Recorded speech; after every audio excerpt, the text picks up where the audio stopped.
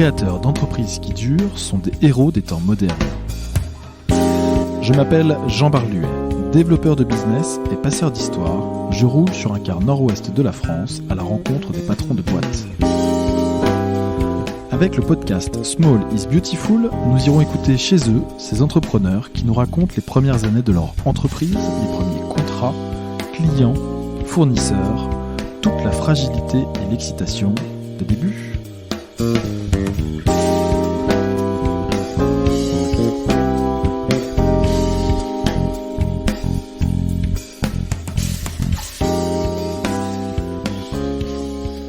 Et ça enregistre bien. Eh bien bonjour, je suis ce matin avec François Laurent. François Laurent, tu es le créateur, fondateur de l'agence Prologue depuis de nombreuses années. Tu vas nous raconter ça. L'idée de cet entretien, François, c'est que tu puisses bien sûr, te présenter, nous raconter tes origines, ton premier parcours peut-être d'études, s'il y a eu un job ou des jobs de salariés, nous les raconter brièvement, pour qu'on puisse comprendre le déclic qui t'amène à te mettre à ton compte dans la communication quand tu le choisis. Bien évidemment, après, on va s'éclater sur toute la création de la boîte, les années, comment c'est parti. Pour arriver à aujourd'hui, comment aujourd'hui tu fais ce métier, comment tu le vis, et surtout, quelle est ta vision de ce métier dans les années à venir, et ça va nous intéresser. François, est-ce que tu peux te présenter, s'il te plaît ? Bien, bonjour, François Laurent, j'ai 56 ans. Je suis né dans un petit village, je crois que c'est important dans mon parcours. On verra peut-être ça tout à l'heure. Ouais. Je suis arrivé à Rouen en 3e, donc il y a 40 ans aujourd'hui, enfin quasiment quelques mois après. Et j'ai fait mes études à Rouen. Donc, juste après le bac, j'ai pas fait d'études supérieures et j'ai fait divers métiers.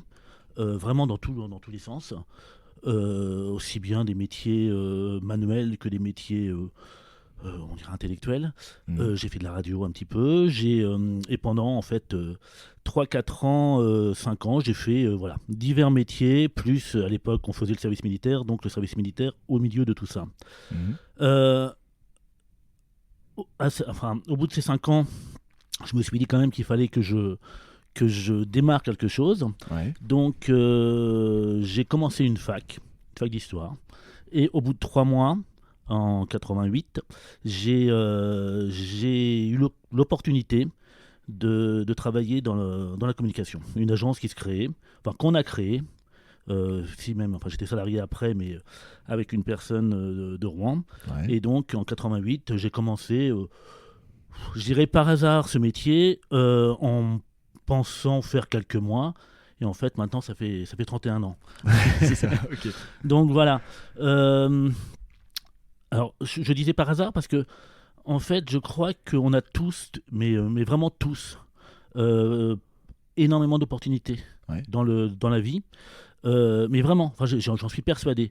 Tous les métiers que j'ai fait, les petits boulots que j'ai fait entre je dirais la fin de terminale et 88, c'est-à-dire pendant 5 ans, j'ai jamais postulé nulle part. C'est-à-dire que c'est des rencontres, c'est des opportunités qui se présentent, et j'ai eu à ce moment-là également d'ailleurs des propositions de travail sérieux dans l'informatique, que j'ai refusé, que j'aurais pu accepter. Et je serais sans doute dans un autre univers aujourd'hui. Ce que tu as, c'est que tu n'as jamais fait de CV, en fait, finalement, tu n'as jamais postulé une offre. J'ai jamais fait un CV de ma vie. C'est marrant. Jamais. Ouais. J'ai jamais fait de CV. J'ai jamais postulé nulle part. Génial. Ouais, mais c'est... Alors, je disais que j'étais né dans un petit village tout à l'heure. Ouais. Je pense qu'il y a... Enfin, c'est pas innocent, c'est-à-dire que il y a... Je vais faire un peu l'ancien, mais... Ouais. Il y a 35 ans, 36 ans, 37 ans quand j'étais en terminale. Dans les petits villages comme ça, on faisait pas d'études. Ouais. sur ma classe de primaire, sur une classe de 25 gamins, on est 2 à avoir été en terminale. C'est-à-dire que c'était pas du tout lié au niveau intellectuel, on faisait pas d'études et en plus les classes d'âge, à cette époque-là, il y avait 25% d'une classe d'âge qui allait en terminale. C'était pas le chemin, quoi, c'est ça que tu veux dire. C'est pas le chemin. Et donc, alors, 25% d'une classe d'âge qui va en terminale, c'était encore moins vrai à la campagne. Donc, du coup, moi, débarquant de mon petit patelin, arrivant à Rouen, donc j'étais pensionnaire. Après, j'étais un collège qui s'appelle Barbé d'Aurevilly, qui était en 3e. J'avais l'impression de débarquer dans un autre univers, dans une grande ville avec c'est pas du tout la même vie que ses élèves. Bon, je m'y suis fait tout de suite, c'est-à-dire que j'ai voulu m'adapter tout de suite aux différentes situations. Et donc, venant de, je dirais, pas de nulle part, mais inconsciemment, je pense que je me suis toujours dit, on peut se débrouiller tout seul. Donc, tu arrives à Barbé d'Aurevilly en pensionnat, c'est quelle non, année? Alors, c'est pire que ça. Vas-y. Je suis arrivé en 3e en 78-79, en 78-79 à Barbé d'Aurevilly. Ouais. J'habitais chez une de mes sœurs qui était étudiante, mais qui, repiquant sa première année, en fait, n'était jamais là, puisqu'elle rentrait, elle avait très peu de cours. Donc j'étais pendant 1 an dans un appartement à moitié tout seul. En 3e, donc t'as quel âge là quand tu fais ça? J'ai 15-16 ans. J'ai 15-16 ans. Génial, donc tu te fais à manger tout seul, tu Ouais, reçois tes potes. Voilà, potes. Pas vraiment, parce que c'est la 3e, et puis je ne connaissais personne quand je suis arrivé, donc voilà, ça s'est fait, je dirais, c'est pas une très grande année, c'est un peu compliqué, c'est pas une année très facile à gérer, mais en même temps, je pense que j'ai appris énormément de choses, le fait de me débrouiller tout seul, encore plus, quoi. Bien sûr. Ouais. Donc voilà, donc ça c'est bon, c'est l'origine un petit peu de. Et après, je me suis retrouvé en effet en internat de la seconde à la terminale, dans un endroit, c'était Jean Lambert, un lycée, et là, encore une fois, avec énormément un milieu que je ne connaissais pas trop, où il a fallu que je m'adapte. Je me suis adapté vraiment super facilement. Ça m'a permis aussi de rencontrer des gens complètement différents et je dirais peut-être par mon profil ou ma façon d'être, je mettais pas de barrière, c'est-à-dire que j'avais des amis, tout type d'amis, quel que soit le niveau social, j'étais vraiment copain avec tout le monde, quoi. Donc ça m'a permis aussi de rencontrer énormément de gens. Et ça m'a servi plus tard, ça m'a servi après. Donc, 88, je commence une fac en me disant, bon, allez, j'ai quand même 25 ans. Il faut faire quelque chose. Il va peut-être falloir faire quelque chose. Enfin, non, je me le suis pas dit comme ça, je me le suis dit parce que j'avais envie. En fait, à chaque fois, j'ai fait les choses par envie. J'ai toujours fait ça par envie. Donc, et voilà, l'opportunité, une autre opportunité de travailler sur, à l'époque, c'était le Palais des Congrès de Rouen qui était repris en gestion par la Chambre de commerce. Et donc, je suis rentré pour travailler quelques semaines.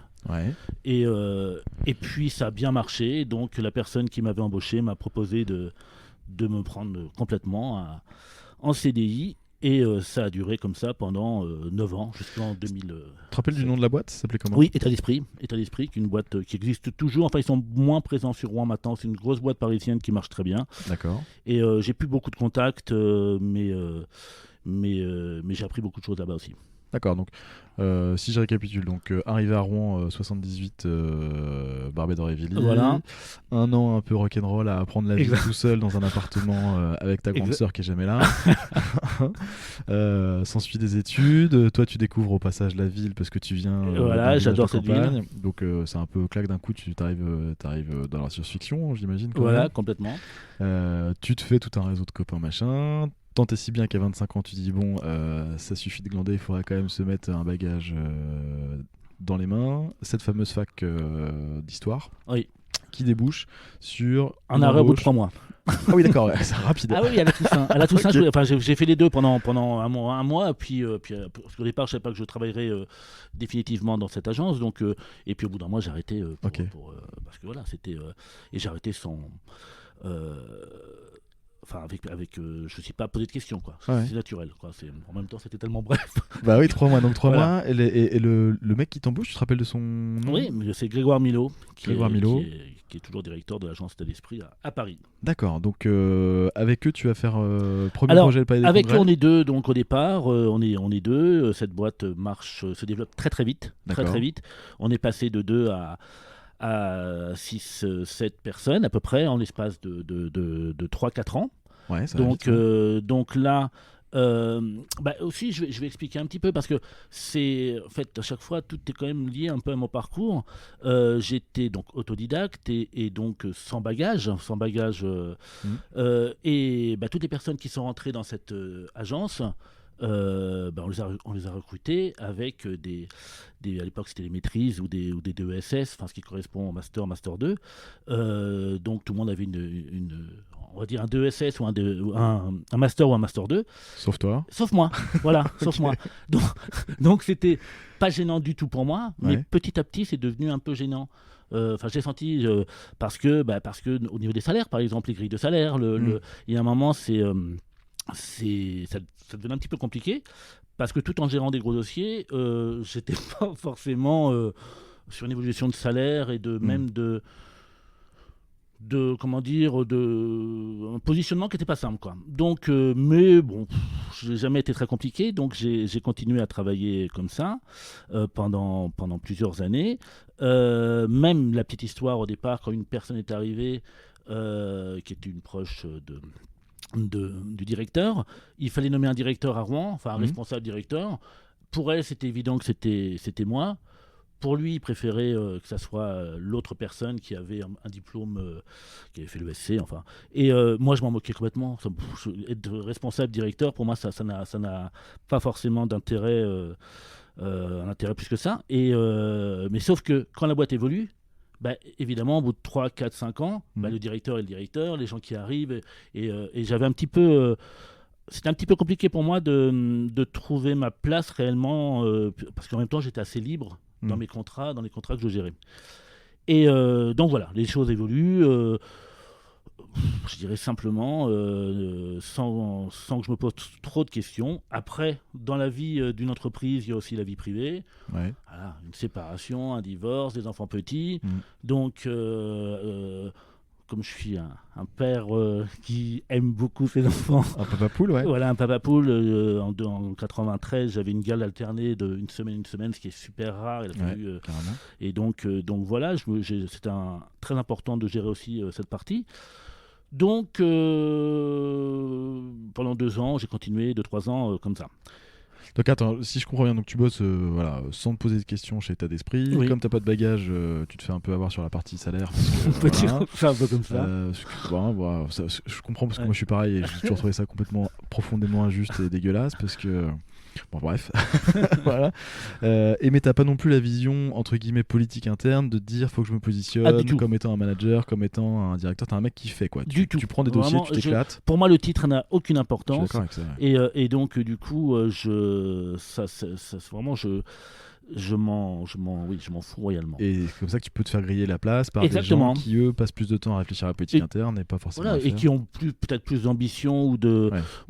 et donc sans aucun jugement, c'est comme ça. Enfin, voilà, Ouais. chacun est comme il est. Et encore une fois, je dis, je sais d'où je viens, donc je pense que c'est pas un manque d'ambition, c'est simplement une vision de la relation humaine qui est pas la même, quoi. Voilà, Je comprends. Ouais, complètement. Donc j'arrive en 95-16, la boîte se développe bien, marche bien, j'aime le contact, j'aime vraiment les relations clientèle, Ouais.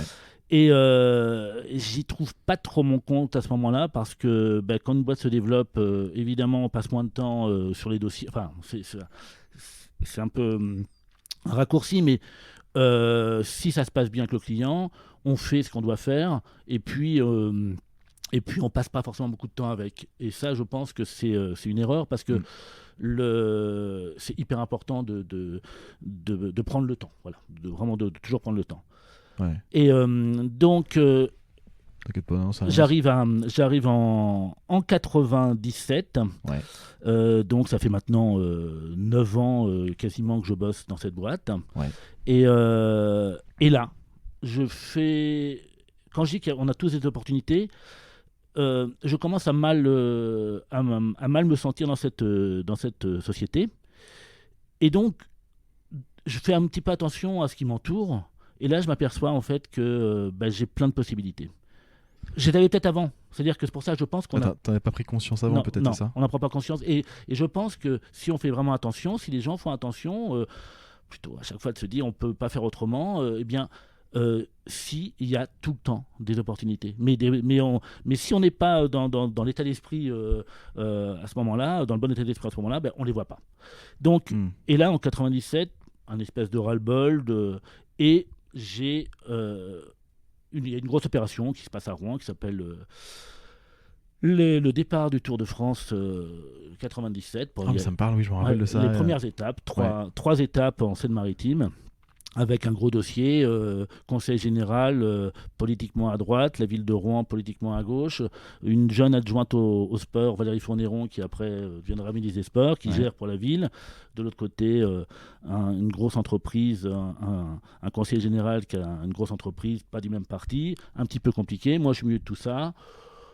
J'arrive à créer un peu une mayonnaise en interne, et puis je gère la com partenariale avec eux pendant 3... Donc ça, toujours chez État d'Esprit? Toujours chez État d'Esprit. Donc c'est un dossier que tu as, le Tour de France chez État d'Esprit, où là, toi, tu vas être le caméléon qui va parler à tout le monde, quoi, c'est ça? C'est un peu ça, c'est-à-dire que même... c'est un dossier qu'on avait et qu'on a perdu. D'accord. Parce que mauvaise relation entre je dirais, l'agence et les deux institutions. Et la mairie me rappelle par derrière en me disant, en me laissant entendre que si c'est moi qui prends le dossier, peut-être que ça peut marcher. D'accord. En interne, ça se passe pas forcément très bien parce que un petit peu une vexation, pourquoi toi mais qu'est-ce que tu appelles l'interne de État d'Esprit? D'accord. Okay.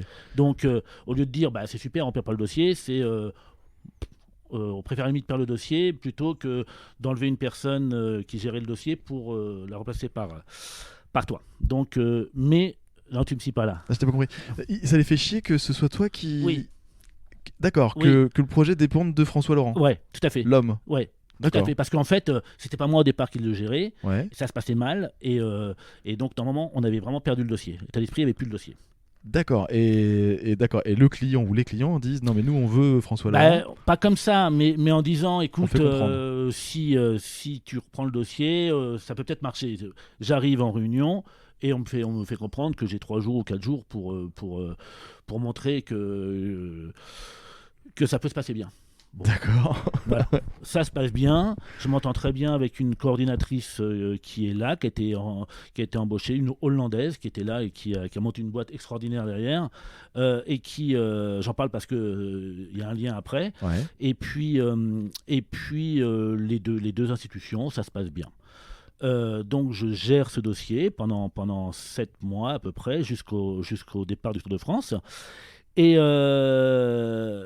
Et là, j'ai appris. Là, j'ai appris vraiment ce qu'était que la communication événementielle, parce que j'ai travaillé en direct avec la Société du Tour de France, qui à l'époque était dirigée par Jean-Marie Leblanc.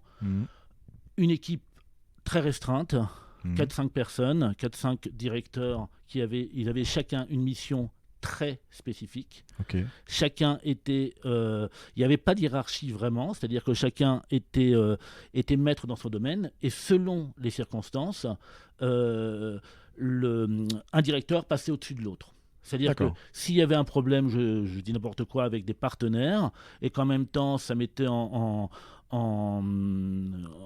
cause un autre secteur de la Société du Tour de France, je vais dire la course en elle-même, le partenaire passait devant la course, mais après la course pouvait passer devant.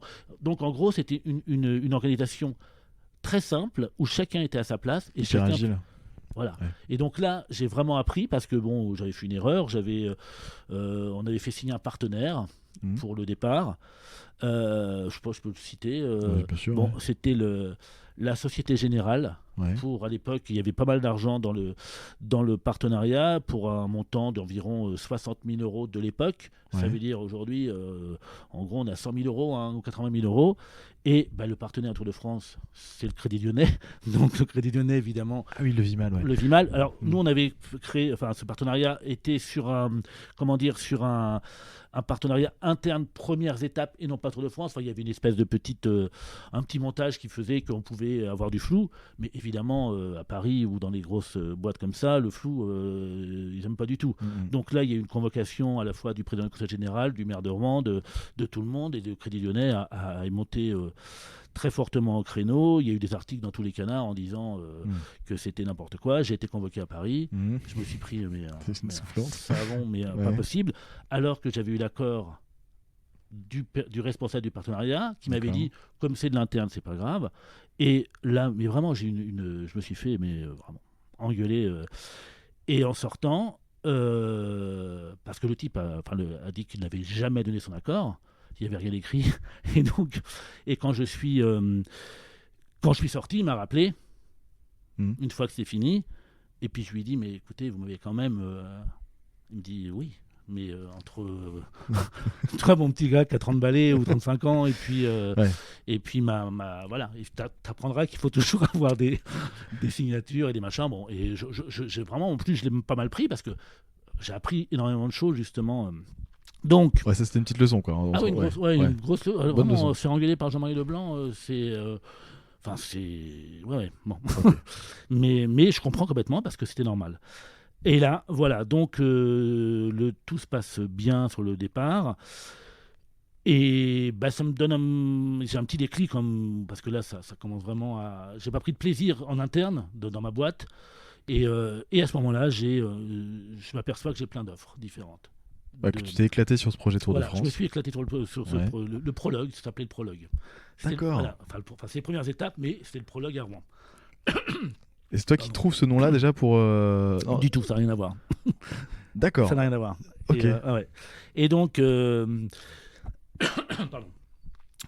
Et donc, à partir de là, je fais un petit peu attention à ce qui m'entoure. Et il y avait une autre agence, une grosse agence qui travaillait sur le départ aussi, et qui là me fait une proposition, me débaucher pour rentrer chez eux. Ça s'appelait Publicis Calligraphie, qui était vraiment la grosse boîte de Rouen, qui gérait à l'époque tous les contrats de Renault au niveau national. Il y avait vraiment... D'accord. Donc, voilà, une belle offre, une très belle offre, mais une boîte complètement différente, beaucoup plus grosse, encore moins... moins agile, du coup. Moins agile. Je me dis, ça m'intéresse pas. Ça m'intéresse, mais j'ai pas le profil. Au même moment, la personne qui gérait tout ce départ au niveau coordination, qui avait une boîte... avec qui je suis toujours en relation d'ailleurs, est rapproché par la Fédération française de football, qui organise un an plus tard la Coupe du Monde de foot. Ouais. Et donc, elle décroche la gestion d'une ville, de toute l'organisation sur Bordeaux. Elle me fait des propositions. Qui m'intéresse vraiment, là pour le coup qui m'intéresse vraiment, sauf que j'ai 2 petits-enfants, j'habite à Rouen, mais voilà, j'ai après une autre personne qui développe des CD-ROM, parce que c'est tout le début des CD-ROM et des DVD, et donc des CD-ROM sur des visites virtuelles de monuments. On est quelle année là à peu près là 97. 97. Voilà, on est en 97. Okay. Me propose de m'associer. Ouais. Alors c'est un type, je ne le citerai pas, mais qui depuis est toujours sur moi et a développé énormément de choses et fait beaucoup de choses sur moi et pas du tout dans la com, enfin indirectement dans la com, Ouais. mais aussi dans l'urbanisme. Enfin, et c'est un mec très très très bon et qui fait voilà, qui me proposait ce moment-là de le rejoindre. Bon là, moins intéressé parce que c'est pas du tout mon univers. Enfin, en informatique, c'était pas trop mon truc. Et puis honnêtement, je croyais pas trop à tout ça. Voilà. Donc je me pose des questions. Ouais. Et 2-3 jours plus tard, un fournisseur. Et c'est pour ça qu'après je parle des fournisseurs parce que c'est important dans une entreprise avec qui je travaillais moi assez régulièrement, enfin même très régulièrement. J'ai toujours été fidèle aux fournisseurs et je le suis encore. C'est-à-dire que je fais pas trop forcément gaffe au prix. Pour moi, c'est des vrais partenaires. Hmm. Et dans la société où j'étais, donc, on faisait des devis pour avoir un peu les moins chers, les machins, les trucs. Et moi, je travaillais plutôt en direct avec eux parce que je trouvais qu'ils étaient très bons. Et surtout, quand il y avait un problème, bah, ils le réglaient parce que évidemment, il y avait une espèce de confiance et le partenariat faisait que moi, avec ce fournisseur, j'avais vraiment aucun souci. Hmm. Et donc c'est un imprimeur. Donc voilà, Ouais. il fallait l'impression à l'époque, ça représentait 60% de notre job. Donc il fallait vraiment que ça soit Nickel. hyper nickel. Et là, il m'appelle pour m'inviter à déjeuner. Donc je pense que c'est pour me parler un peu de boulot. Hmm. Et là, il me dit clairement, qu'est-ce que tu fous dans cette boîte ? Voilà. D'accord. Qu'est-ce que tu fous dans cette boîte ? Donc parce que ça devait se voir que j'en avais peut-être un peu marre. Et là, il me propose de m'associer, enfin de monter, enfin que je monte une boîte et de s'associer avec moi. D'accord.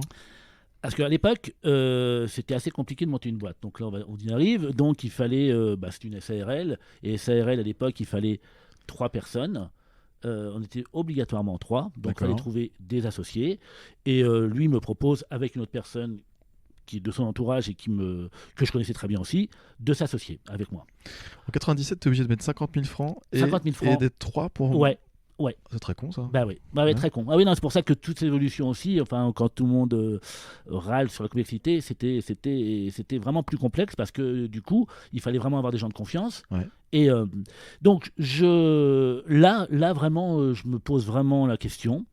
Et il m'explique que si je me débrouille tout seul, ce qu'ils pensent, ils mettent juste un tiers du budget. Et puis, ils me trouvent un local parce qu'ils avaient un local qui pouvait me sous-louer, qui pouvait me louer, qui leur appartenait, qui pouvait me louer à un tarif pas trop cher, comme ça, pour démarrer. Mais et que si jamais ça va pas, ils font en sorte de m'envoyer un peu de boulot. Ok. Et eux, ce qu'ils y gagnent, c'est qu'ils se disent que toi, agence de communication, tu vas venir imprimer chez eux. Voilà. Ok. Voilà. Ouais, c'est un deal gagnant-gagnant. Eux, ils pensent que voilà, ça va être intéressant et que ça va. Donc là, vraiment, je réfléchis pas longtemps. J'accepte. Je me dis, voilà, j'ai envie d'être libre. En fait, je trouve que j'ai toujours été un peu libre. Oui, c'est ça, ouais. Voilà, j'ai envie d'être libre et j'ai vraiment envie. Donc, je rentre chez moi, et puis j'explique ça avec un retour de ma compagne hyper positif tout de suite en me disant, n'hésite pas, vas-y, fonce. Parfait. Donc, je leur dis oui. Je crée cette boîte et je fais un petit calcul, mais sans plus. C'est-à-dire que je me suis pas projeté en me disant comment je vais faire, comment financièrement. J'avais juste envie, donc je me suis dit ça va marcher. Donc, mais je regarde juste quelques clients potentiels et là j'explique à mes clients de la boîte que je vais arrêter et certains me disent, alors c'est assez drôle, certains me disent, ok, merci de nous prévenir, on va sans doute arrêter avec état d'esprit. Voilà, la boîte, certains, on rien à battre, certains continuent parce qu'il y avait pas que moi dans la boîte, donc c'est Bien pas. sûr. Mais voilà, et d'autres, 2 autres clients me disent, on te suivra. Bah, Voilà. je te crois tellement parce que moi, dans ma vie, je suis vendeur, je côtoie énormément de vendeurs et de clients, et on se rend compte, et c'est même un discours de la boîte elle-même et du patron, là où je travaille, qui dit mais les clients sont d'abord attachés aux vendeurs et donc à la personne. Bien sûr, Et bien tant sûr, mieux, parce bien qu'en sûr, fait, bien sûr. faire Et des contrats, du business, de l'argent, c'est bien, mais effectivement, c'est d'abord des histoires de rencontres. Donc il y a toujours des gens avec qui, bon, bah, ça matche pas, et puis on s'en voilà. fout, et puis ils sont accrochés à la marque. Mais ce que tu racontes là, ouais, c'est fondamental. Voilà, et c'était encore plus vrai, Ouais, enfin je pense, enfin dans mon métier, peut-être pas dans mon métier de la vente, mais dans mon métier de la communication, c'était vraiment vrai parce que bah oui. il y avait pas les appels d'offres à l'époque, il y avait pas tout ça, donc on pouvait se permettre de. Donc je je crée cette boîte, j'annonce à mon patron que je vais partir, enfin on faisait des petites réunions, chacun notre tour, avec lui, et il me convoque en gros dans son bureau pour me parler d'un dossier qu'il voulait que je gère avec une institution que j'avais géré juste avant. Donc il Mhm. avait vu que ça se passait bien, donc il me dit. Ben... Et là, je lui dis que malheureusement, ça va pas être possible au mois d'octobre parce que je vais démissionner. Mhm. Et ça fait 9 ans que je travaillais dans la boîte. Ouais. Ça a duré 8 secondes. Il m'a dit OK. D'accord. Voilà. Comme ça. Pas une question Il a pas essayé de te retenir rien. du tout. Donc je suis sorti, mes anciens collègues qui étaient au courant, eux, parce que je leur ai parlé, bon, étaient certains que j'aurais une offre, une contre-offre, et que j'aurais, parce que c'était certain que c'était pas possible, quoi. Et voilà, je n'ai eu aucune autre discussion, et ça s'est terminé comme ça. Ce qui m'a conforté dans mon choix, parce que je me suis dit, bon, C'est raide quand même. ouais, ouais, ouais, c'était Mhm. assez particulier. Et donc, surtout que, bon, T'as donné 9 ans de ta vie à la boîte et au mec pour qui ouais, t'avais un peu d'affection forcément quand tu oui, rentres oui, dedans. complètement, complètement. Et le mec, comme ça, 8 secondes, ok, Bah, sans doute une ciao. petite vexation, ou j'en sais rien, ou on quitte pas une boîte comme ça. Enfin, je sais pas. Ça, c'est, Et vous êtes jamais reparlé depuis? on s'est reparlé il y a pas très longtemps. D'accord. Mais sinon, on s'est croisé 3 4 fois simplement, hein, Ah ouais. alors que je suis tout le temps dehors. Moi, je suis tout le temps dans la ville, Bah tout le oui. monde me connaît. Mais du coup, j'ai pas. On s'est croisé, oui, 2 3 fois. Jamais dans le milieu professionnel parce que enfin, j'étais sur un. Pourtant, tout en étant dans le même créneau, on s'est pas croisé, ou très rarement. Mhm. Mais par contre, enfin, ouais, j'en parlerai après s'il y a un petit rebond. Et donc voilà, ça c'est donc très très vite, Ok. très très très vite. Moi j'étais prêt à travailler mes 2 mois, 2 ou 3 mois de préavis sans problème, mais en fait en gros on me demandait plus rien. Donc alors que Parfait. bon, donc j'ai fini tranquillement, j'ai pris mes congés pour finir avant, et comme ça j'ai pu monter ma petite boîte qui s'est trouvée au bas de la rue de Fontenelle, dans un bureau qui était plutôt sympa, mais qui avait une fenêtre et qui était tout en longueur. Mhm. Et là voilà, c'est parti. Les Donc, 2 clients qui m'avaient laissé entendre qu'ils travailleraient avec moi ont travaillé avec moi tout de suite. d'accord. Donc j'ai tout de suite, il n'y avait pas de clause, donc il n'y avait pas de problème. On peut les citer ces deux clients-là ou Ouais, pas? ouais, Ouais. c'était la mairie de Bois-Guillaume, Ouais. avec qui je travaillais vraiment beaucoup à ce moment-là. Et puis l'autre, alors c'est l'œuvre hospitalière de nuit, qui a changé de nom, qui est maintenant, je ne sais plus trop le nom, mais qui est à Rouen, qui gère tous les sans-abri en fait, D'accord. et pour qui j'avais monté dans mon ancienne boîte une opération qui s'appelait les musicales de la solidarité. C'était des concerts qui étaient organisés partout dans Rouen, Ouais. gratuitement par tous les musiciens. Et la seule contrepartie qu'on demandait, enfin ça c'est moi qui l'ai monté entièrement, hein, donc j'en parle sans problème, c'était que c'était payant, ça se passait dans les bars, et l'accueil soit géré à la fois par des salariés de l'œuvre hospitalière de nuit et des SDF. Donc D'accord. voilà, les SDF allaient dans les bars, les SDF allaient, on finissait à l'Exocet dans un concert, je faisais jouer 20 groupes à la suite. Donc D'accord. de la folie entre le Big Band, Christian Garros, et chaque groupe jouait 2 morceaux. Donc on passait de James Clarkville au Big Band, en passant par des groupes de reggae. Enfin c'était Mhm. le patron de l'époque m'avait dit que j'étais complètement cinglé, que c'était pas possible. Mhm. Bon, c'est pas moi qui l'avais géré sur scène, j'avais pris des pros qui géraient tout ça, et donc voilà. Et on sortait un disque, et puis ça ramenait beaucoup d'argent à l'OHN. Et l'OHN, tout de suite, m'a dit on continue ensemble, moi je veux travailler avec vous. Donc j'ai Génial. continué ça. Et puis bon, la mairie de Bois-Guillaume a. Et là, bah, très vite, j'ai d'autres organismes ont commencé à travailler avec moi. dont des grosses institutions, le Conseil général par exemple, qui m'a tout de suite sollicité pour une grosse plaquette. Enfin, il y avait une confiance. Il me connaissait, et, euh, et donc Donc là tu es tout seul dans le je suis bureau. tout seul. Ouais, t'es Je suis tout seul. C'est toi qui Tout fais seul. tout. J'ai pas. Alors, je sous-traite toute la partie graphique, Ok. évidemment. Ouais. Je sous-traite ça à un studio rouennais, enfin plusieurs studios rouennais à l'époque, mais principalement un. Et ça se développe tout de suite. Ça se D'accord. développe vraiment tout de suite. Je suis complètement nul en commercial, donc en fait, ce n'est que des relations. Que des relations, mes clients que j'avais, et après, des rencontres, des discussions, et puis voilà. Donc, Et t'as pas du mal à te faire payer parce que c'est quand même des boîtes. Enfin, la mairie de Bois-Guillaume, c'est public, donc c'est pas Alors, des super bons payeurs, ça peut être toujours un peu long, c'est loin. c'était un peu long à me faire payer, mais comme j'avais en sous-traitance de l'impression principalement à ce moment-là, et que l'imprimeur était mon associé, Bien sûr. donc du coup je pouvais Oui. payer. Il y avait un j'ai plus trop le souvenir, mais je pense que je devais avoir vraiment des grosses factures en attente, mais il n'y avait aucune inquiétude de la part de. Oui, comme c'est. Ouais, d'accord, j'ai Voilà. compris. Ouais. Ta principale charge était celle de Oui, l'imprimerie, voilà. et en même temps, le patron était ton associé. Donc Voilà. lui était capable de décaler l'encaissement Exactement. de cette impression jusqu'à ce que toi-même tu sois payé. Exactement. Ok. Ouais. Donc là, je développe ma boîte. Alors, où je suis assez fier, et je dirais, c'est que l'imprimerie ne m'a jamais fait bosser. Hmm. Il n'y a pas eu besoin. D'accord. Donc, je me suis pris un salaire très très faible au départ, parce que quand on crée une boîte, il faut vraiment, enfin pour moi, c'est, je dirais, une gestion bon père de famille.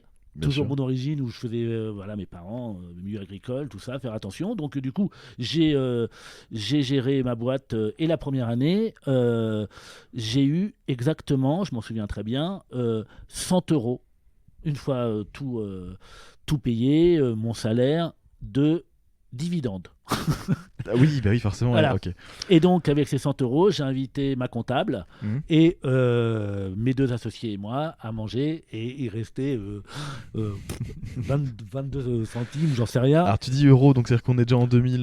Non, enfin, je mets en euros, mais j'avais 1000 francs. Enfin, non, j'avais 800 francs. 800 Voilà. francs, ok. Donc, en gros, 110 euros ou Ouais, j'ai 120 compris. euros. Ouais. Voilà. Et avec ces 120 euros, j'ai invité. Et puis à la fin, ça m'amusait parce que je suis rentré en me disant, voilà, tout est terminé, j'ai fini mon année, j'ai invité tout le monde à bouffer, et il me reste 40 balles, quoi. Ok. Mais donc j'étais super content parce que Bah, bien sûr. j'ai équilibré mon année. Et là, la deuxième année, là on arrive en 99, puisque Ouais. donc j'ai créé fin 97, donc 97-98 c'est ma première année et demie, je dirais. Et donc, et en 99, eh bien là, je développe assez facilement. Je développe avec l'espace du Palais où je suis maintenant. Mhm. Mais c'est devenu un client en 99, où j'ai commencé à monter des opérations avec eux. Alors, j'ai oublié de parler du nom, parce que tout à l'heure, on parlait de Prologue. Bah oui. Voilà. Donc, il a fallu donner un nom à cette société. Et il y avait un nom pour moi qui était évident. Je voulais appeler ma société Nuit d'Octobre. Nuit d'octobre. Voilà. D'accord. Testé auprès de différentes personnes, dont la FNAC de Rouen à l'époque, parce que la FNAC, j'avais la possibilité de travailler avec eux assez fortement, enfin ça se passait plutôt pas mal, et la directrice de la FNAC, de la communication de la FNAC à l'époque, me dit si... donc je peux la citer d'ailleurs, elle s'appelle Vas-y. Fabienne Portier, maintenant elle s'occupe elle est à la Poste, elle s'est occupée de la communication, et elle a bossé chez moi aussi pendant un long moment. D'accord. J'embauchais après. Mais donc, elle me dit que si j'appelle ma boîte comme ça, Mm. son patron ne bossera jamais avec une agence qui a un nom de boîte de nuit. Oui. Voilà. Ouais. Et moi, vraiment, je voulais l'appeler comme ça. Pourquoi tu voulais Nuit d'octobre? Alors, je voulais l'appeler Nuit d'Octobre parce que tous mes changements de vie se sont faits en octobre. D'accord. Déjà, tout. Ok. Tout. J'ai commencé à bosser chez Cet Esprit, j'ai créé ma boîte, diverses rencontres, tout s'est fait, tous mes changements se sont faits en octobre. C'est un mois que j'aime bien, c'est un mois je trouve que je trouve. Et puis la nuit, parce que la nuit commence à tomber. Enfin, je sais pas, Nuit d'Octobre, c'était pour moi Ok. une évidence. Je teste ça aussi auprès de mes associés qui pensent que c'est une grosse connerie et qui me disent bon, allez, sérieusement. Ouais. Bon, donc là, j'ai passé je crée quelque chose, donc je peux pas me permettre de faire un peu n'importe quoi. Donc je m'assois sur mon Nuit d'Octobre et je cherche autre chose. Et là, il y a un nom qui sort tout de suite pour moi, c'est préface. Et parce que préface, c'est comme prologue, hein, ça veut dire la même chose, c'est une entrée en matière. C'est-à-dire que pour moi, la communication, et je pense toujours, s'il n'y a pas l'analyse au départ, si on ne prend pas le temps de savoir de pourquoi on va faire quelque chose, donc à partir de là, quels outils on va mettre en place, quels outils on va choisir, comment on va communiquer. Donc sans cette partie-là, la communication n'existe pas. C'est pas de réflexion et de stratégie. Voilà. Ok. C'est vraiment, mais pour tout. Pour moi, c'est indispensable.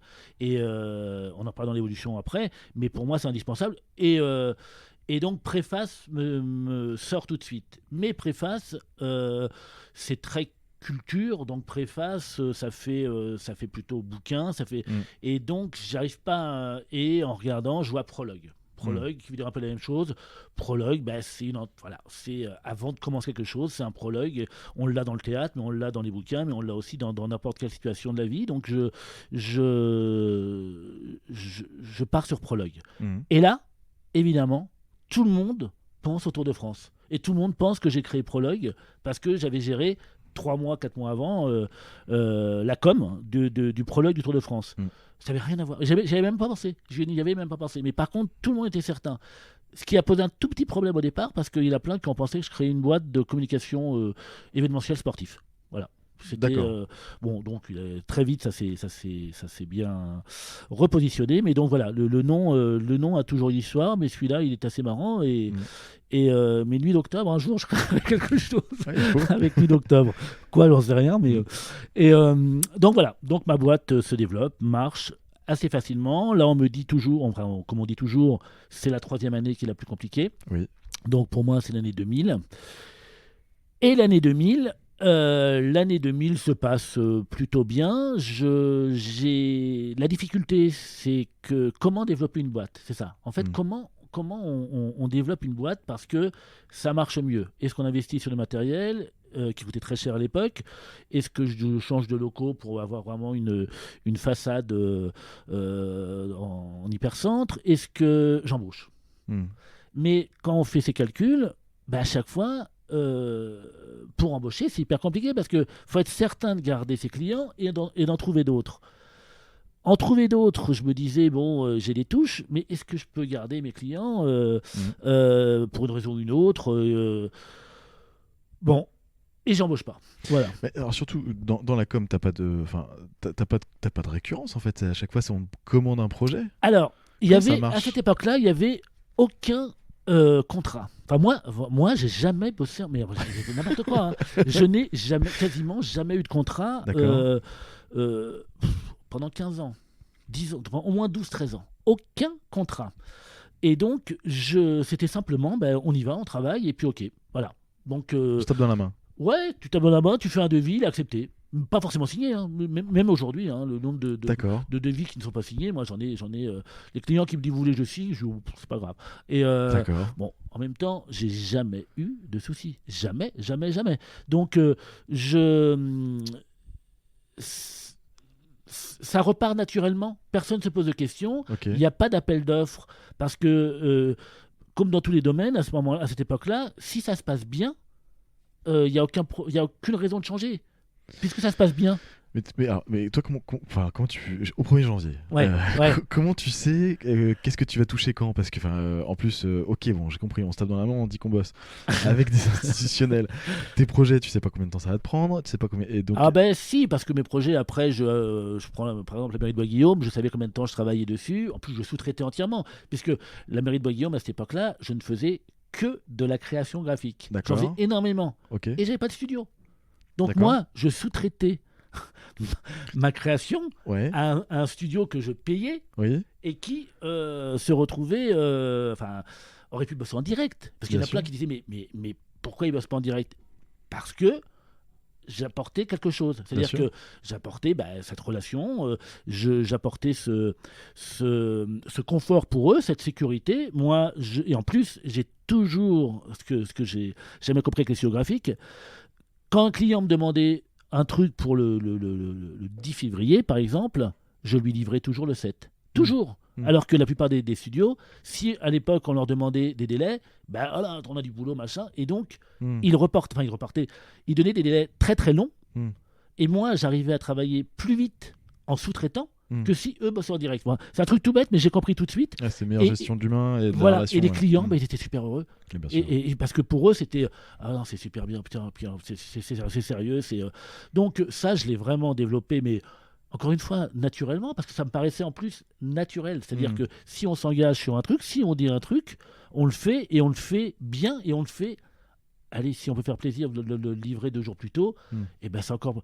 2 jours plus tard, on sait forcément que tout le monde sera mécontent. Donc Bien ça sert sûr. à rien. Et ça, ben, ça m'a permis aussi de me positionner comme voilà, bossant vite, bien. Mais alors donc du coup, parce que alors toi du coup t'as des charges certaines, c'est-à-dire que si tu sous-traites, tu sais qu'à un moment il faut bien que tu payes. Ah bah oui, les et moi créas. je fais tous mes calculs avec ce que ça me coûte Ouais. et ce que je vends et la marge que j'ai après sur et cette marge là en fin d'année à partir de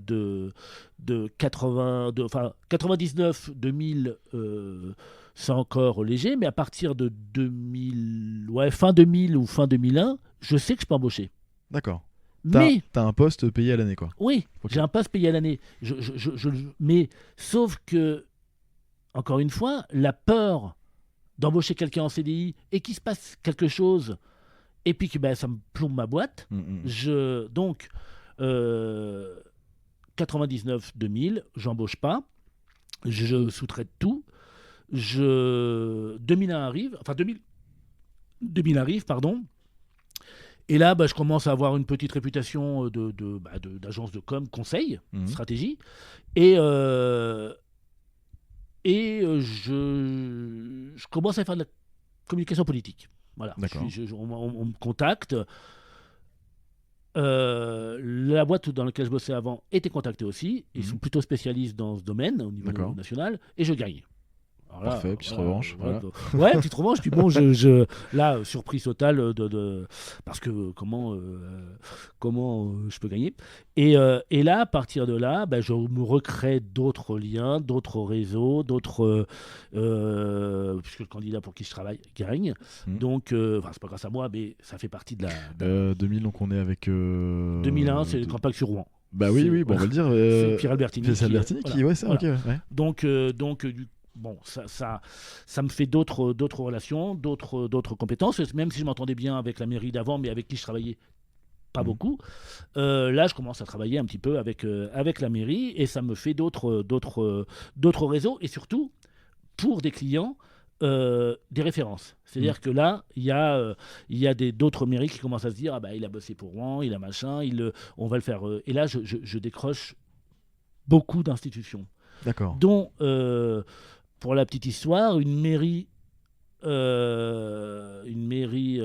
peux le dire, de toute façon maintenant c'est pas grave, la mairie de Mont-Saint-Aignan a travaillé avec un studio. Ouais. Et le nouveau maire, puisque le maire de Mont-Saint-Aignan est devenu maire de Rouen, le nouveau maire de Mont-Saint-Aignan dit moi je ne veux plus travailler avec Je fais table tous rase. les voilà, prestataires d'avant, voilà, je cherche une autre agence.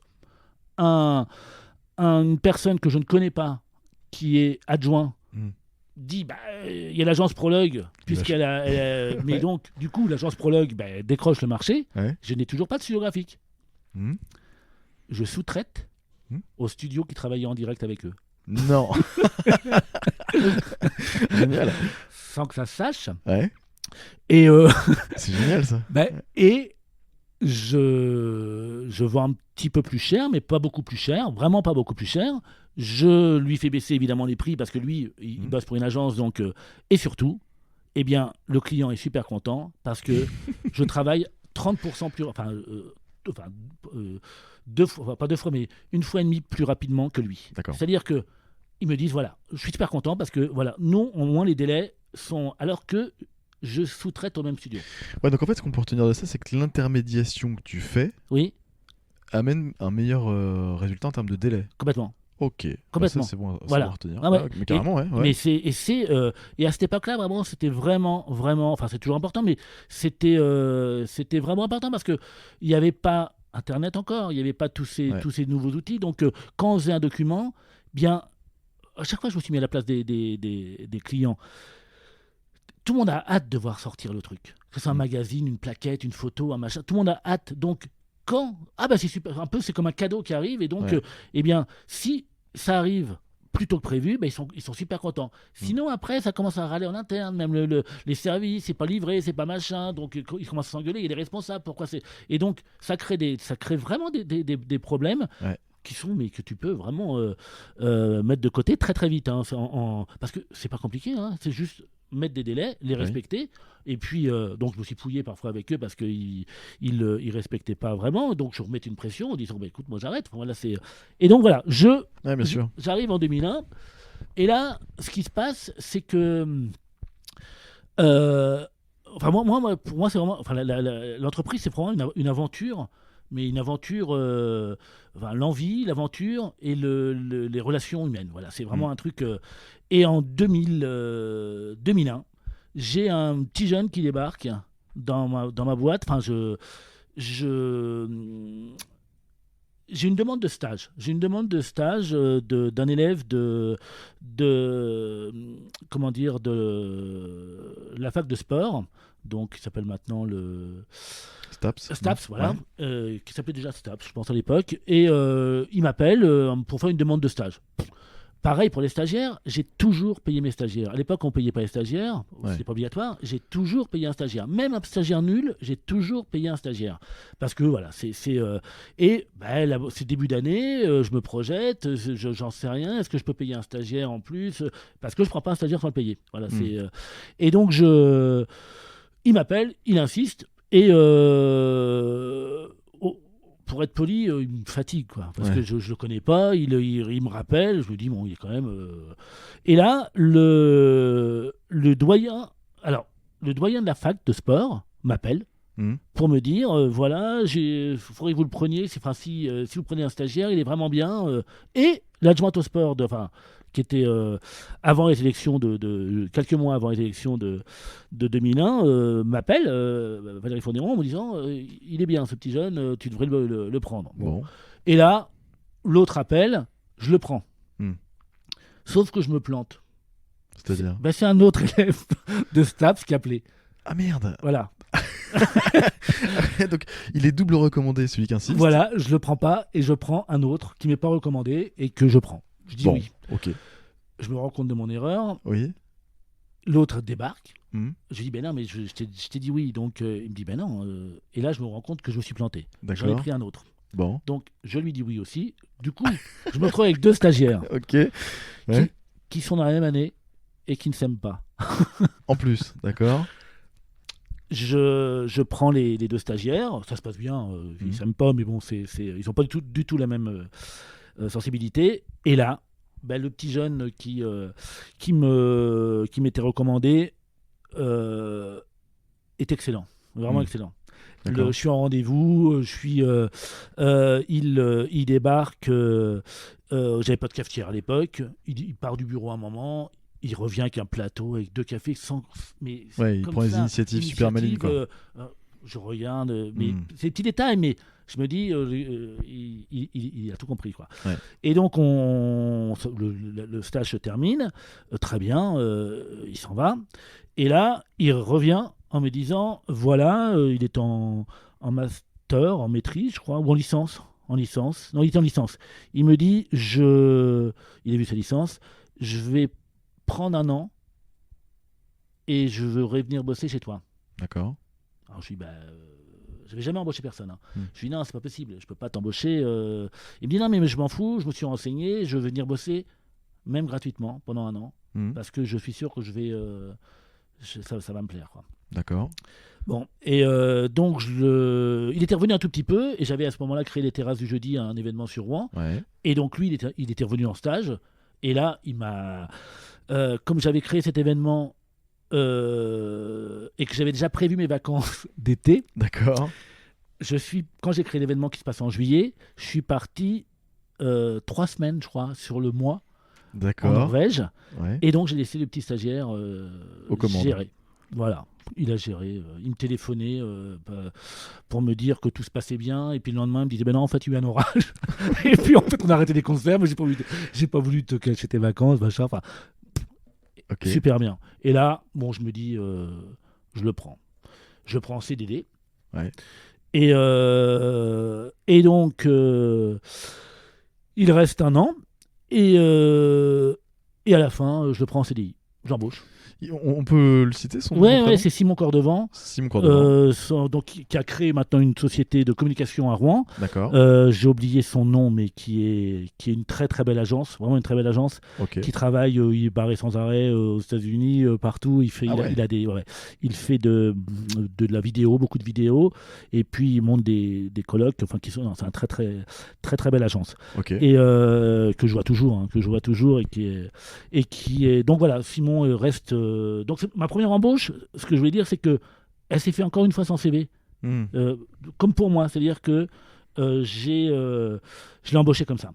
Il est resté. Ouais, si on reprend le parcours, il est recommandé. Il y a une petite cafouillage Voilà. il y en a 2 au lieu d'1. Mais vous faites ensemble pendant pas mal de temps et à force de faire et de. C'est Après, une évidence. c'est logique, quoi. Voilà, c'est logique. Ouais. Donc il reste 2 ans.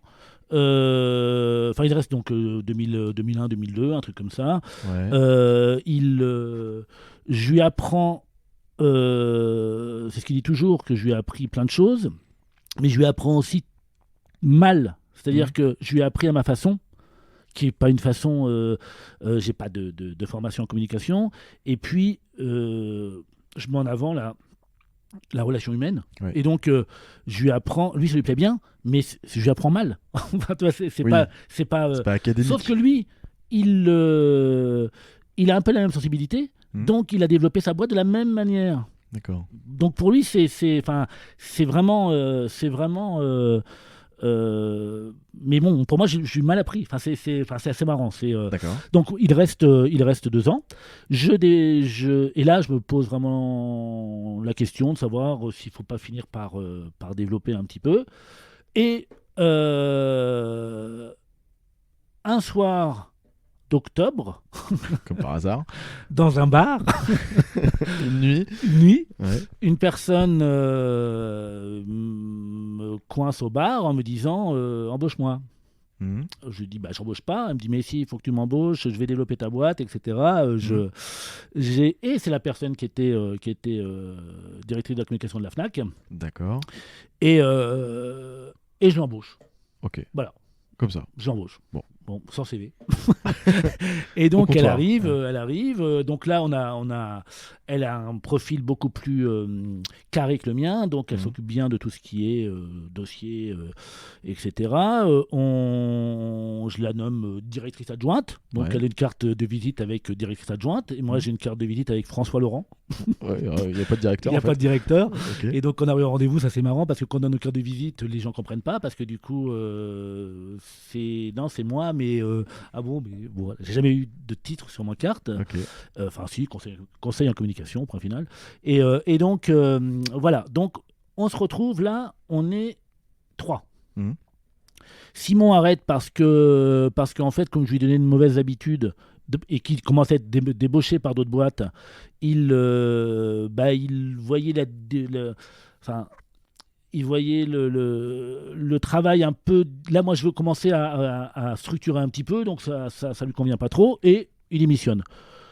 Là, sans souci, il démissionne, il part chez un concurrent. On reste en contact, parce que tout le monde a le droit de changer de boulot. Donc, on est quelle année là? On est 2003. On est en 2003 à peu près. Voilà, 2003, 2004, je ne sais plus trop.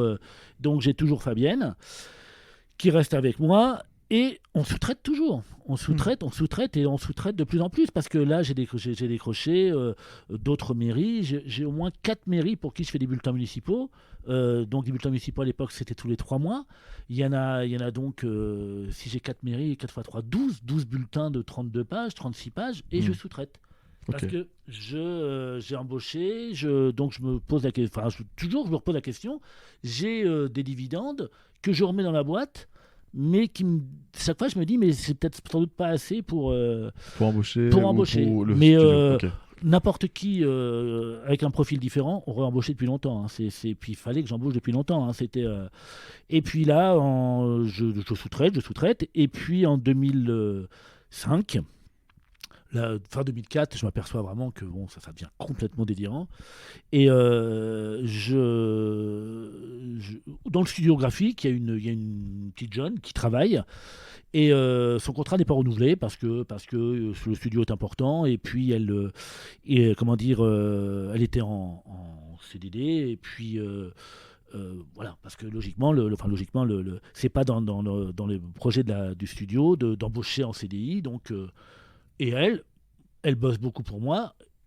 Et mais j'aperçois qu'il n'y en a pas qu'une qui bosse pour moi parce qu'il y avait que des filles à l'époque. Il y en avait au moins 2 ou 3. Et quand je me suis aperçu qu'il y avait 2 ou 3 qui bossaient quasiment que pour toi dans ces studios-là. Enfin, en gros, je pense qu'il y avait au moins 2 postes qui étaient que pour moi. C'était et donc je lui dis, écoute, moi, je cherche quelqu'un. Elle me dit, intéressée, Banco. Donc, pas de CV. Oui, encore une fois. Elle débarque. Donc, elle s'appelle Chloé Autoire. Et elle est toujours chez moi. Et oui, ok. Voilà. Et alors, en termes de locaux, vous êtes où? Toujours pareil. Donc là, ça commence à être un petit peu tassé parce que bah oui, ça, on a Chloé, Fabienne, et j'embauche une autre graphiste à ce moment-là aussi parce que ça se développe. Et puis j'ai toujours, tout le temps, 2 stagiaires en même temps. Parce qu'en fait, j'aimais bien avoir 2 stagiaires parce que les stagiaires, j'ai fait bosser ensemble. Et donc, du coup, on se retrouvait à 5. Au moment, on était 5 salariés parce que j'ai pris aussi un contrat d'alternance qui était là. Donc, j'avais 4 salariés plus moi. Et puis 2 stagiaires. Donc, on se retrouvait à 7 dans un bureau de je sais pas, 35 mètres carrés avec une fenêtre. D'accord, ok. Mais c'était vachement bien. Enfin, moi, j'aimais bien. Moi, je mettais la musique. Il y en a plein qui n'aimaient pas la musique. Enfin, moi, mais comment je m'en foutais. Ouais. Et puis, donc, voilà, ça booste bien, ça se développe, j'aime bien. Donc là, il y a une ambiance de bureau, quoi. Il y a une ambiance de bureau. Tu arrives à 9h au boulot, il y a le café, ça sent le café, il y a 7 personnes, ça tchatche. Voilà. Mais ce qui se passe à ce moment-là, c'est la gestion. Là, on rentre dans une gestion des salariés. Ouais. Bien qu'il n'y en ait pas beaucoup, hein, voilà, il y en avait 4. Et c'est pas simple. Parce qu'en fait, des jalousies, lui il bosse ou elle bosse pas, et puis elle est mieux payée, il se rend pas compte qu'elle fout rien. Enfin voilà. Je sens que ça part un peu en vrille, donc et moi je dis jamais rien. Enfin d'accord. je laisse filer. Tu recadres pas? Non, je recadre pas. Je me dis bon. Et puis à un moment, je sens qu'il faut recadrer quand même, donc on se fera un café, on se met autour de la table, et là j'en ai 2 qui se mettent à pleurer. Bon. Ça se passe mal, ça va pas du tout. Donc, ça te fait chier. Genre, explique que c'est complètement con, qu'on est dans un truc, je comprends pas. Et là, ce qui se passe, c'est qu'une salariée démissionne. Elle me dit, bon, elle part parce qu'en fait, je pense qu'elle avait plus un profil de comme entreprise et pas comme agence, parce que comme agence, on est là pour les clients et on est là pour les servir, alors que comme entreprise, on est là pour donner des ordres. Et donc, voilà. Donc, une fois que cette personne est partie, que je m'entends bien, c'est vraiment quelqu'un que j'aime beaucoup et que je vois toujours aussi, tout revient dans l'ordre. C'est marrant ce que tu me dis, parce que c'est pas la première fois qu'on me le dit, qu'il y a parfois en fait juste une personne ou un élément qui met le bazar. Alors c'est pas mettre le bazar, c'est simplement, oui c'est mettre le bazar, mais c'est pas, il y en a qui le font des fois volontairement. Là c'était juste que le profil ne convenait pas au. Oui, voilà, sans que la personne le fasse volontairement, mais c'est juste que l'alchimie prend pas à cause d'un élément. Ah mais c'est comme dans une équipe de foot, hein. Ouais, t'as un joueur ou 2 qui sont cons, et puis dans les vestiaires il y a pas d'ambiance, quoi. Et c'est pour ça que quand on fait une équipe. C'est un message à faire passer à des personnes là. C'est important que tout le monde soit en phase, parce que non, c'est super important. C'est super important parce qu'après, voilà, ça crée des. Et puis, si ça prend pas, c'est le quotidien. Hein. C'est le quotidien. Tu arrives au bureau et puis tu vas pas par plaisir et tu. Donc là, je me retrouve avec 3 personnes. Il y a 2 graphistes. Ça se passe vraiment bien. Et puis. Du coup, tu fais plus de marge ou pas d'intégrer ton studio graphique? Alors, un peu. Pas énormément, parce que comme j'ai 3 postes après, voilà. Mais un peu quand même. Si, je fais quand même plus de marge. Et puis surtout, j'ai une liberté de faire passer mes dossiers comme je veux. Si on est sur un dossier et qu'il faut travailler que dans 2 heures, il faut sortir un doc, on le sort dans 2 heures. Ouais. Ouais. Et puis, mais oui, je fais plus de marge, bien sûr, je fais plus de marge. Et tu es toujours associé avec les imprimeurs? Alors, oui, non, excuse-moi, ça c'est une période que j'ai oubliée. En 2003, quand Ouais. la boîte commence, non, parce que c'est vraiment un passage hyper important. En 2003, ma boîte commence vraiment à marcher, mon associé principal m'appelle, il me dit, il faut qu'on se voit. Ouais. Donc, parce que je commence à avoir des dividendes. Et les D'accord. dividendes, on divise par 3. Ouais. Et là, lui, il est au courant parce que il est associé, donc Il en touche, ouais. voilà, le spec comptable. Et moi, les dividendes que j'ai eu au départ, je les ai toujours réinjectés. Toujours réinjectés dans la boîte. Au départ, j'ai rien pris. Même quand, au départ, j'avais 300 balles, donc c'était rien. Oui, Mais c'était même rien, en ouais. 2001, j'ai dû avoir, je sais pas, peut-être 8 000 euros, 10 000 euros. Je n'ai rien pris. J'avais augmenté mon salaire, mais j'avais fait en sorte de toujours, en me disant, voilà, on sait Ok. jamais. Ouais. Bon. Je regarde sous le matelas. Voilà, je regarde sur le matelas. Et donc, on déjeune ensemble. Et là, il me dit, voilà, je t'explique un truc, ta boîte, elle marche. Donc, les dividendes, logiquement, on doit les partager. Donc, si tu les mets dans la boîte, il n'y a pas de problème. Mais si tu en prends, on doit les prendre. Nous, on n'a rien fait. On n'a rien fait depuis que tu as créé ta boîte. On t'a rien apporté. Tu nous fais bosser. Et on t'a... Donc, c'est pas normal qu'on te prenne des dividendes. Il est quand même super sympa, ce Ah mec. oui, alors attends, mais c'est même été plus loin que ça. On va pouvoir lui dire son nom et son prénom ou pas? Ou Ah, tu veux pas? Non, D'accord, mais ok. bon, il se reconnaîtra si facile écoute. Mais Je lui dirai d'avoir dis écouté. donc Mais... c'est un sacré grand frère quand même. Oui. Ah oui. Ah, vraiment. Ah oui, c'est vraiment Ok. un...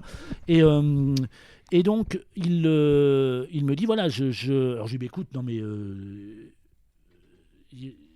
on reste comme ça, il n'y a pas de problème. Enfin, et puis si ça marche bien, tu auras des dividendes avec l'autre.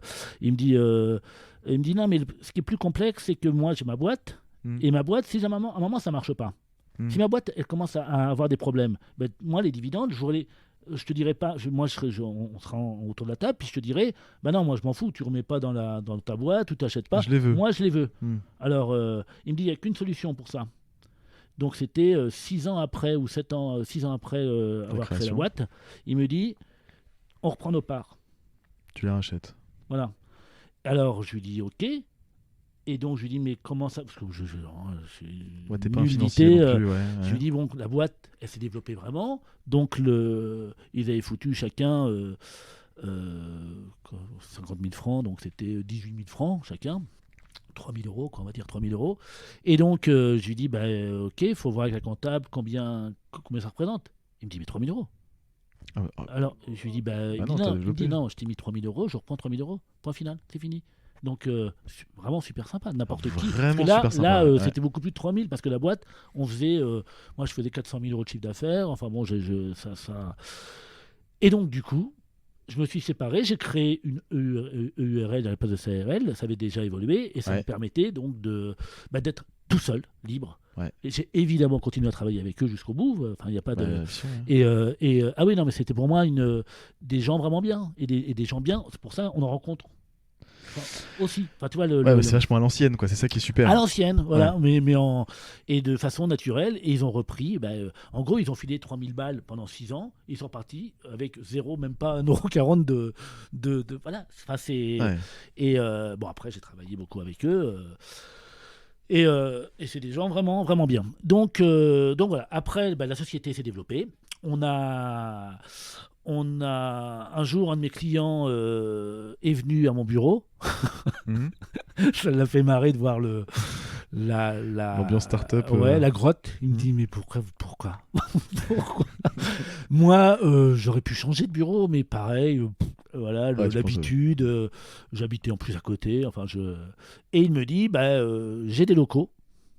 Si tu veux, tu viens. Et c'est nettement mieux. Alors je dis, ouais, moi je paye tant. Il me dit, tu payes tant, moi je te le fais au même prix.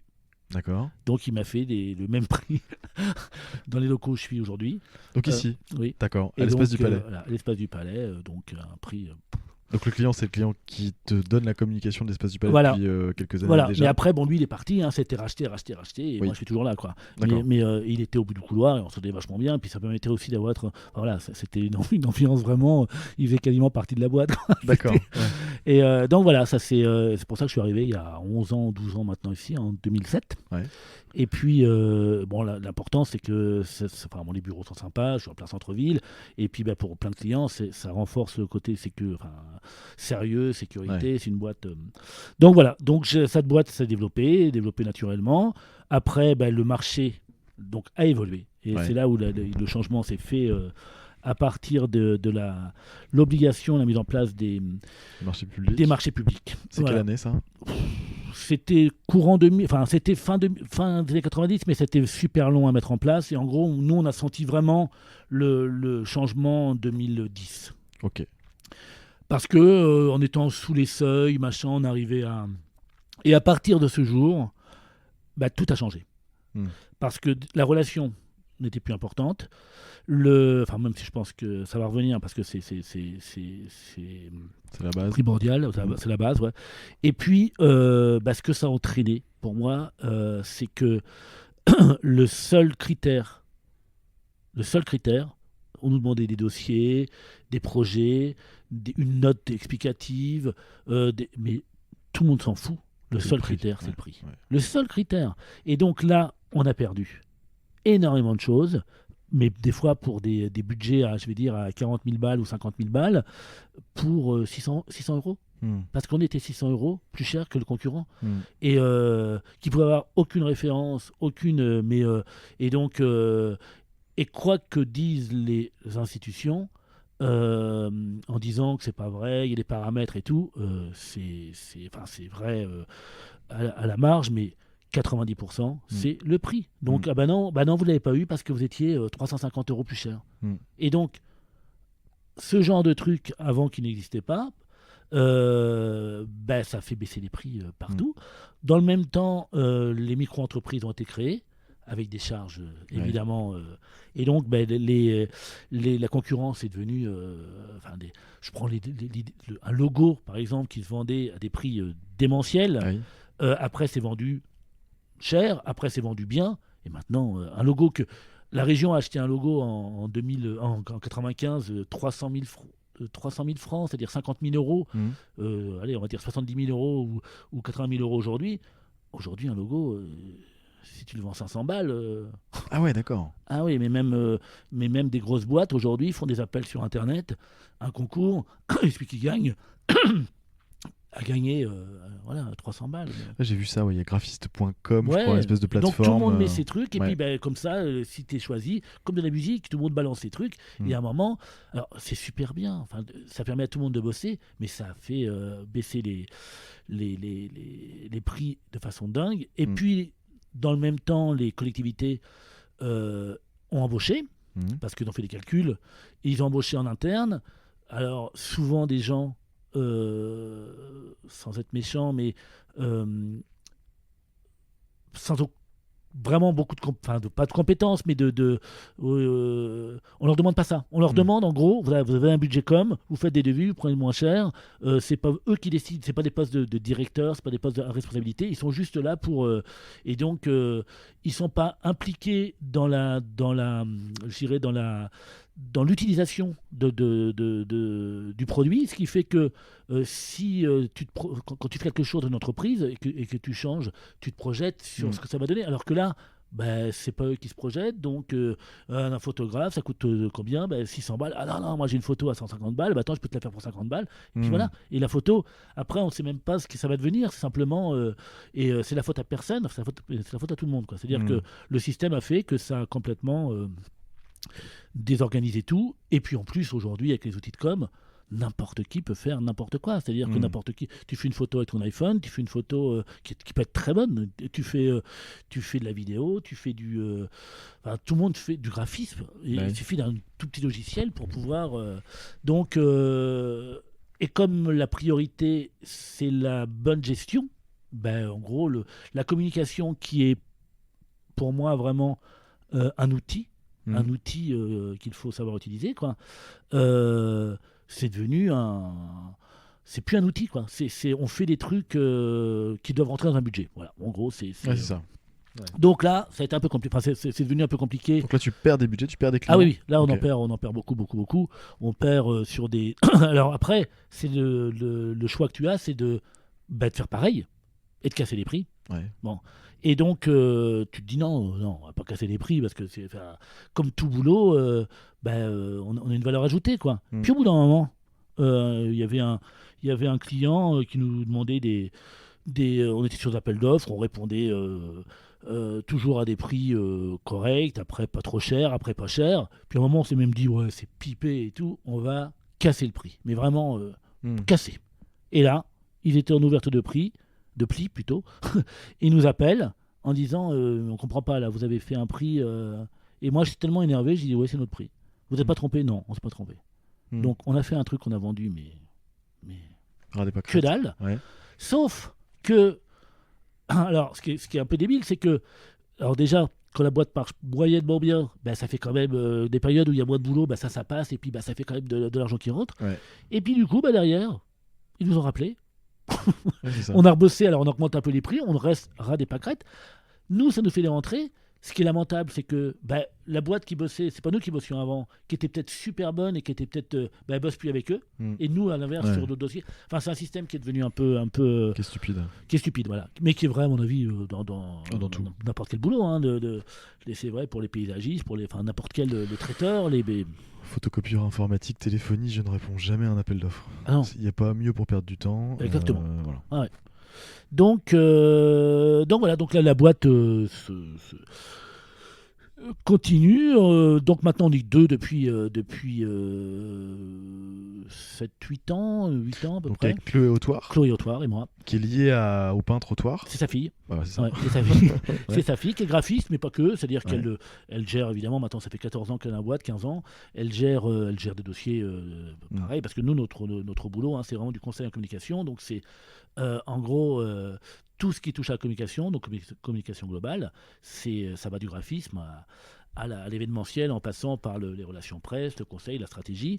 Et donc, ce que j'explique aux clients qui ont encore un peu cette vision de la communication, c'est que notre boulot, c'est de trouver le meilleur outil. Donc voilà, c'est tout. Le meilleur outil et le meilleur format, si c'est et sinon on s'en fout. S'il faut ressortir un truc pour que ça marche pas, ça sert absolument à rien, quoi. Donc voilà, ce qui fait que cette boîte maintenant a 22 ans. 22 ans. Ouais, 22 ans. Une évolution, mais que tous mes confrères ont la même. Hein. Il y a énormément de boîtes de com qui avaient mon âge, ou un peu plus, ou un petit peu moins, ou voire plus de 10-15 ans qui ont disparu. Il y en a plein. Il y a très peu de boîtes de plus de 20 ans sur Rouen. Je pense qu'on peut se compter sur les doigts de là-bas, voire... il y en a 2-3, 4. Le virage digital ou Internet? Alors, le virage digital ou Internet, on l'a sans doute... moi, je l'ai mal passé. Enfin, je ne l'ai pas bien passé parce que... quand c'était mis en place, vraiment, c'est au début 2000, en gros, que 99-2000, que les agences à la pointe ont investi là-dedans. Moi, j'ai eu Internet au bureau 3 ou 4 ans plus tard. D'accord. Volontairement. J'expliquais en plus aux clients que c'était volontaire. Je ne voulais pas, c'était une autre époque, hein, parce que je ne voulais pas perdre ce lien. Et je pense que c'est... Enfin, j'ai bien fait à cette époque-là, parce que quand on vient montrer quelque chose à un client, qu'on lui montre, qu'il le voit, qu'on explique, il peut comprendre. Si on envoie par mail une maquette, une plaquette, un truc, et que l'autre il comprend pas, j'aime pas le bleu, je trouve le texte, oh non putain ça va pas. Et y a des raisons. Après on peut se tromper, et donc j'ai fait volontairement. Je me suis battu, même ça faisait marrer toutes les autres agences en disant, un vieux, un ancien qui veut pas. C'est pas que je voulais pas, c'est que je voulais. Bon après évidemment maintenant c'est indispensable, mais moi je pense que si on retrouve pas, les agences qui vont continuer à essayer de recréer ce contact que je continue à avoir, hein, et c'est pas pour rien que les clients que j'ai encore, C'est lié à ce contact. Hein. Sinon, regarde, on est là depuis 1 heure, ou je sais pas. Le téléphone n'a pas sonné une seule fois. Avant, le téléphone sonnait 40 fois par matin. Enfin bon, c'était. D'accord. Bon, maintenant, il y a des mails, il va y avoir sans doute des mails, mais même des mails. C'est-à-dire qu'aujourd'hui, chacun est dans sa petite cloison. Et puis le temps passe. Et puis s'il n'y a pas le contact, bah, on ne pense pas aux gens, on ne les voit pas, on se dit, bah tiens, voilà. Donc c'est une évolution. Bon, je me sers des réseaux sociaux, hein, maintenant, je m'en sers, plus en image de la boîte. Et puis voilà. C'est. Et t'as pas accompagné les clients sur une stratégie internet, digitale Alors, indirectement, parce que j'ai mes 2 fils qui ont monté des boîtes, et donc qui sont mes Media Studio Expert Production, et qui sont dans ce domaine-là. Donc, je les présente, où ils et eux font ça. Donc, où j'ai fait bosser en direct, où je sous-traite souvent, parfois chez eux, mais souvent c'est en direct, parce que c'est pas la peine. Là, encore une fois, comme on vend plus, on peut plus vendre. Je préfère présenter des gens qui savent faire. Et puis, donc c'est une offre que j'ai, que je peux avoir, mais qui n'a aucun impact sur mon chiffre d'affaires. Quoi. Tu fais pas d'intermédiation dessus, quoi. Bah, c'est mes enfants. C'est ça. Sinon, oui. Donc voilà, je vais pas. Mais par contre, c'est en effet, c'est un vrai complément. Et puis en plus, moi, j'apprends des trucs. Quand j'ai pas bossé, j'apprends forcément des trucs. Et puis. Donc mon métier, peut-être dans 3 ans, 4 ans. Dans 3 ans, 4 ans. Écoute, j'en sais rien, parce que je pense qu'il y a toujours des phases. Alors, si, j'ai quand même un truc à dire qui est important. J'étais un jour interviewé sur un plateau, on était 4 agences, et la dernière question, c'était 4 agences assez renommées en tout cas, qui avaient plus de 15-20 ans. Donc, et la dernière question, c'était communication ou information, pour interrogation. Donc les trois autres ont répondu communication. Et moi, j'ai répondu information, mais sans aucune hésitation. C'est-à-dire que et on le voit à tous les niveaux de l'État aujourd'hui, la communication, ça n'existe pas. La communication, c'est juste un lien, un outil pour faire passer un message. Sans l'information, c'est parler du fond. Ça, c'est le fond et la forme, en fait. C'est ça le débat. Exactement. Okay. Et l'information, c'est indispensable. Aujourd'hui, sur des plateaux de télé, les journalistes n'informent pas, ils communiquent. Les politiques n'informent pas, ils communiquent. On voit aujourd'hui que c'est un bordel monstre, parce qu'en fait, personne ne croit en rien, puisque ce n'est qu'une affaire de communication. Et la communication, il faut juste remettre la communication à sa bonne place et raisonner en information. Dans un service communication d'une ville, aujourd'hui, par exemple, si moi je devais réfléchir à une évolution, la communication, elle est juste là pour présenter aux habitants ce qui se fait. Elle n'est pas là pour vendre l'image d'un maire, d'une mairie, quels que soient les partis politiques, c'est pas du tout, mais partout, on est dans de l'image. On est vraiment dans l'image, dans l'interprétation. Et si on arrive à replacer la communication comme simplement un outil, eh bien, ça obligera tout le monde à retravailler sur le fond, faire des choses, et puis se servir d'un outil. Et là, le plus compliqué, c'est de faire des choses, et l'outil, eh bien, il faudra bien faire appel à des gens qui maîtrisent tout le panel, parce qu'en fait, on ne communique pas forcément via des réseaux sociaux, on ne communique pas forcément via une affiche, via la radio. Chaque sujet, logiquement, a une stratégie différente. Et là, on balance tout, n'importe quoi, n'importe comment, au même niveau, et ça ne sert à rien. Non seulement ça ne sert à rien, mais personne n'y croit. Personne ne croit en personne. Et donc, je pense que ça peut être recentré. Et parce que ça ne peut pas continuer comme ça. Moi, quand je dis que je fais la communication, et si on se fout de ma gueule, je peux le comprendre parce que t'es un escroc, quoi. Enfin, toi, tu vends quoi? À quoi ça consiste vraiment, voilà, quoi. mais moi, mon métier, c'est pas ça. Mon métier, c'est de faire quelque chose et de l'expliquer. Et la communication sert à expliquer. Et aujourd'hui, c'est pas du tout ça. Et donc, et je pense pas que ça puisse continuer parce que sinon, ça sert à rien. Enfin, c'est même pas la peine de claquer du pognon enfin, ça sert à rien. Ok. Donc, voilà. Bon. Non, mais, Ok, ouais, non, mais je vois. non, mais donc l'évolution, je pense que ça va être recentré forcément, ou alors on invente autre chose, quoi. Il faut peut-être inventer autre chose. Mais je pense que le terme communication, il faut le faire évoluer de toute façon. Ok. Voilà.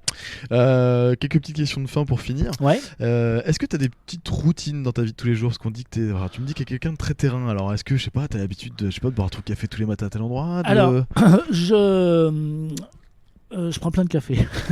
Ouais, c'est ton métier. Je bouge beaucoup. Ouais.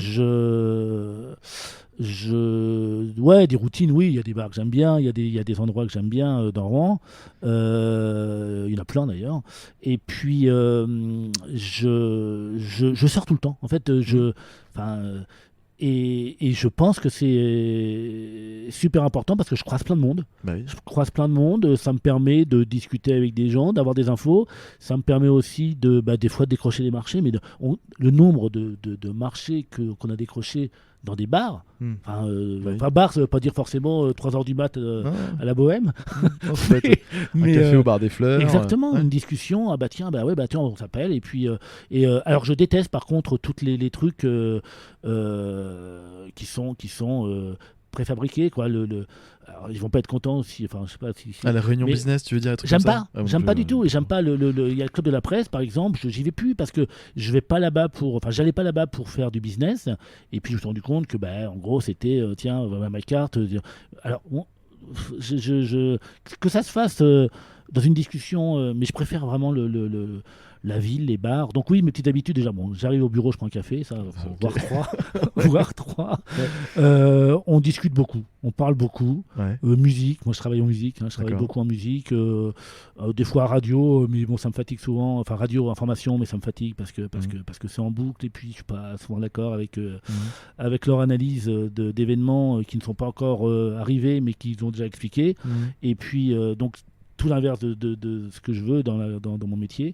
Et puis après non, ouais, et je mélange. Voilà, en gros, j'ai vraiment des relations j'ai plein de gens que je côtoie qui pourraient pas se saquer, quoi, parce que en fait parce que c'est pas ma casse, c'est pas mon clan, c'est pas mon machin, voilà. Alors que moi je m'en fous réellement. Enfin je m'en fous. Il y a des gens que j'aime plus que d'autres, mais je trouve je pense qu'il y a très peu de, il y a vraiment en fait je pense qu'il y a très peu de cons. Oui. Voilà. Ouais, je pense qu'il y a, ce que tu veux dire. il y en a. Bon, mais à la limite, chacun en est le con d'un autre. C'est ça. Ouais. Mais comme j'adore la phrase de Desproges, l'ennemi est con, il pense que c'est moi l'ennemi alors que c'est lui. Voilà. En gros, c'est ça. Hein. C'est ça. Et des vrais cons, on est toujours. Enfin, je pense qu'il n'y en a pas tant que ça. Enfin, je pense qu'il n'y en a pas beaucoup. Et après, quand on discute avec les gens, on s'aperçoit que leur positionnement, ça va être la fin, tiens d'ailleurs. Leur positionnement, il est vraiment lié à leur naissance. Enfin, vraiment, je crois, et à leur vie, de jeunesse, adolescence, et donc à partir du moment où tu remets ça, évidemment, si tu es dans un univers. Tu l'as pas choisi au départ, mais tu es forcément marqué par ton univers. Donc, si on regarde les gens qui politiquement, qui vont être plutôt à droite, à gauche, on s'aperçoit que c'est pas innocent. Et sans aucun jugement, c'est normal. Donc, à partir du moment où tu sais ça, eh bien, c'est juste essayer de discuter, d'échanger pour voir comment pas faire changer les gens d'avis, mais faire comprendre qu'on peut avoir un autre avis. Et donc, à partir de là, tu peux faire vraiment avancer les choses. Donc, et c'est pour ça que je pense pas que j'ai beaucoup d'ennemis. Non, mais non, t'as raison. Petite question pour finir, est-ce que tu auras un contenu, parce que tu me dis que tu écoutes pas mal de musique, que tu voudrais partager? Alors ça peut être un bouquin, une vidéo, un album d'un artiste, le truc du moment que tu écoutes. Tu vois, Bakary Camara, qui sera donc l'épisode publié avant le tien, Ouais. m'a recommandé le bouquin du fondateur de Nike. Et puis j'ai réentendu qu'il fallait, pour un autre canal, que je le lise. Bon, bah, je vais le lire. Ouais. Alors, moi, c'est une question que j'avais pas du tout préparée. Faut que ce soit très simple. Hein. Ah ouais, non, mais très simple. Te prends pas la tête. Non, mais bouquins, je lis très peu une fois, de livres liés à mon métier. J'en lis même. Tout à l'heure, t'as raison. Voilà, je suis plutôt roman policier. Je lis beaucoup, mais vraiment des romans polars. Policiers, des polars. Ouais, mais musique, c'est tellement. Je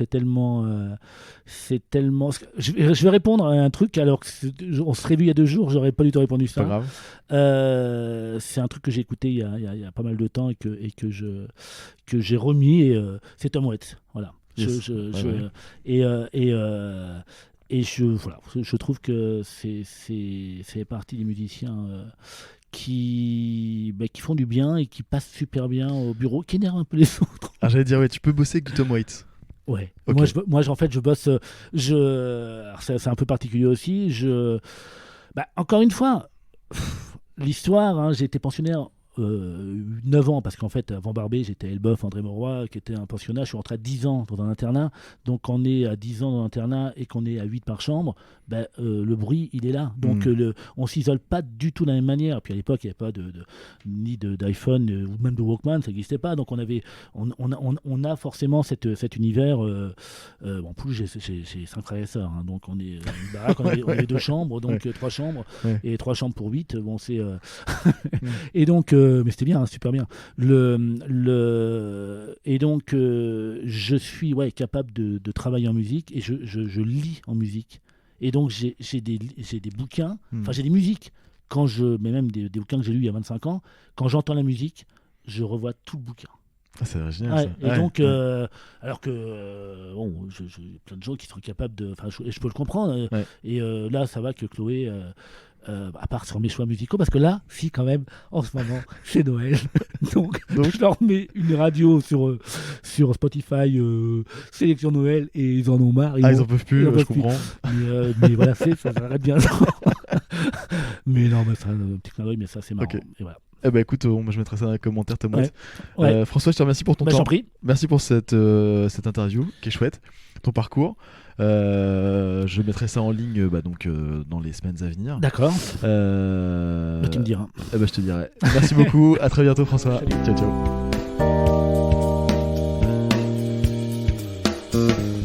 Merci d'avoir écouté cet épisode jusqu'au bout. Si ce contenu vous a plu, vous pouvez m'aider à le faire connaître en vous abonnant sur iTunes, Spotify ou Deezer. Pensez à noter 5 étoiles ce podcast sur iTunes et n'hésitez pas à partager à 2 personnes de votre entourage.